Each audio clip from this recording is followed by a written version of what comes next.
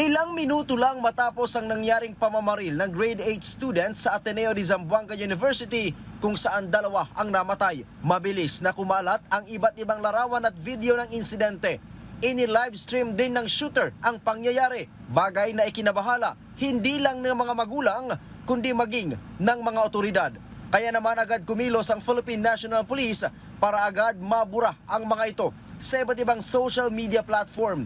Kaugnay nito ay ipinag-utos na ni PNP Chief Police General Jose Melencio Nartates Jr. sa PNP Anti-Cybercrime Group na paigtingin ang pakikipag-ugnayan sa pamunuan ng mga social media platform sa bansa. Well, by the content itself, it's violent, di ba? Pertaining to killing, violence, may dugo. So, kailangan ba yung mapunta doon? That's why our SILG, our PNP, is investigating it properly. First is what could it, the motivation of this minor shoot fellow minor and kill himself afterwards. So merong motivation. So we're looking into the we're looking into the friends, we're looking into family, we're looking into his habits, no?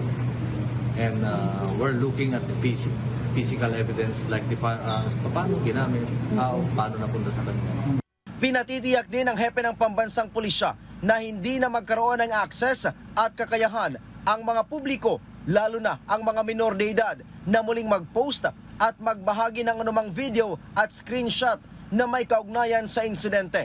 Samantala, suportado ng PNP ang panawagan ni Department of Education o DepEd Secretary Sonny Angara na regular na kumustahin ng mga komunidad ng paaralan ang mga estudyante at bumuo ng mas matibay na ugnayan sa kanila.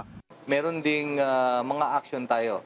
That is the deployment, continuous engagement, nakikipag-usap tayo sa mga school authorities, including the communities, no? Including the parents. Some are nagbibigay, there are information, pagka nakakuha tayo ng information or posting from social media like merong mangyayaring masama kinabukasan, we're going to the student, the family themselves, di ba? Ine-engage natin.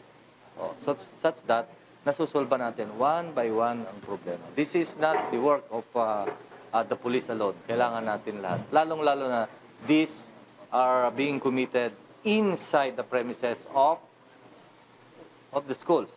Matatanda ang sinabi ng DepEd Secretary na kailangan ding bantayan ng mga paaralan ang kalagayan at kapakanan ng mga estudyante at tugunan ang online grooming at mga extremist network.